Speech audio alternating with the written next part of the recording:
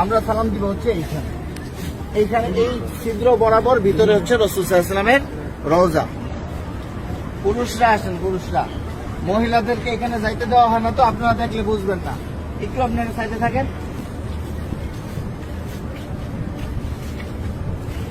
আমরা ভিতরে যাব হচ্ছে এইভাবে, আমাদের বাম দিকে থাকবে রওজা। রওজা থাকবে কি বাম দিকে। ভিতরে কথা বলার কোনো সুযোগ নাই, বেশি সময় দাঁড়ায় থাকারও সুযোগ নাই।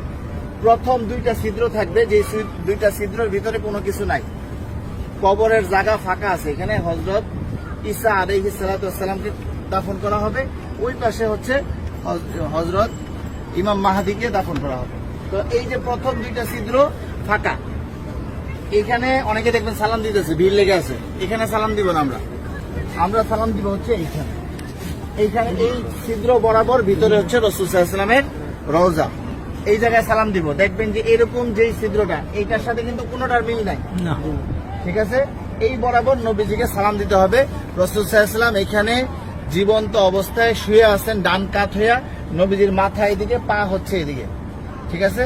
রাসূল শুয়ে আছেন, উম্মতের সালাম গ্রহণ করতেছেন, হ্যাঁ, সরাসরি সালাম গ্রহণ করতেছেন। তারপরে এখানে আবু বকর রাদিয়াল্লাহু আনহুর কবর, এই বরাবর এখানে আবু বকর রাদিয়াল্লাহু আনহুকে সালাম দিতে হবে। কিভাবে সালাম দিব? নবীজিকে কিভাবে দিব? আসসালাতু আসসালামু আলাইকা ইয়া রাসূলুল্লাহ, আসসালাতু আসসালামু আলাইকা ইয়া হাবিবাল্লাহ। যতটুকু বেশি আমরা পারি বলার চেষ্টা করব। সালাম দেওয়ার সবচেয়ে সুন্দর সময় হচ্ছে রাত্রে 10:30টার পর থেকে নিয়ে রাত্রে 1টা-2টা পর্যন্ত ফাঁকা থাকে, ভিড় থাকে না। আর দিনের বেলা সকাল 7টা থেকে নিয়ে একেবারে জোহর পর্যন্ত কি ফাঁকা থাকে, ফাঁকা। আসরের সময় থেকে নিয়ে এশারের পর পর্যন্ত কি থাকে? ভিড় থাকে। যত বেশি পারেন নবীজিকে সালাম দিবেন। যদি সালাম কবুল হয়ে যায়, আল্লাহ নবী বলতেছেন যে আমার রওজায় যে সালাম দিল তার উপরে, আমার উপরে ওয়াজিব হয়ে যায় তার জন্য হাসরের ময়দানে সুপারিশ করা। আমার সালামটা যদি গ্রহণ করেন নবীজি, তাহলে আমাদের এইটা নাজাতের উসিলা হয়ে যেতে পারে। যাই হোক, বলতেছিলাম এই বরাবর আবু বকর রাদিয়াল্লাহু আনহু, আবু বকর রাদিয়াল্লাহু আনহু মাথা এদিকে, পা এদিকে। নবীজির মাথা এখানে, রাসূলের পা এই পর্যন্ত আসছে। রাসূলের শরীরের ওই পাশে হচ্ছে কি আবু বকর রাদিয়াল্লাহু আনহু। আবু বকর রাদিয়াল্লাহু আনহু ঘাড় বরাবর হচ্ছে হযরত ওমর রাদিয়াল্লাহু আনহু, উনি আরো ওই পাশে, ঠিক আছে।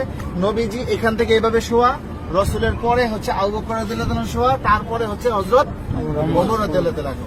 এইখানে হযরত ওমর রাদিয়াল্লাহু আনহুকে সালাম দিতে হবে। তো এইখানে নবীজিকে সালাম দিব আমরা। আর রাসূলকে অনেক মানুষ আমাদেরকে বলছে না সালাম দেওয়ার জন্য, তো আমরা নিয়ত করবো যে আমাদেরকে যত মানুষ সালাম দিতে বলছে তাদের সকলের পক্ষ থেকে সালাম, আসসালাতু আসসালামু আলাইকা ইয়া রাসূলুল্লাহ, ঠিক আছে। তারপর আবু বকর রাদিয়াল্লাহু আনহুকে সালাম দিব, হযরত ওমর রাদিয়াল্লাহু আনহুকে সালাম দিব। তারপরে এখানে কোনো কিছু নাই, ফাঁকা আছে কবরের জায়গা ভিতরে, আমরা এদিক দিয়ে বের হয়ে যাব। এটা হচ্ছে পুরুষদের যে কোনো সময় খোলা আছে সালাম দেওয়া। আর মহিলাদেরকে ঠিক রওজার পিছন দিক দিয়ে দিবে সালাম দেওয়ার জন্য একদিন। কথা বুঝতে পারছেন?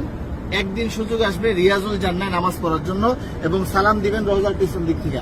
আর মহিলারা বাহির দিয়া প্রতিদিনই সালাম দিবেন আপনারা বাহির থেকে, হ্যাঁ। এই পাশে আসেন।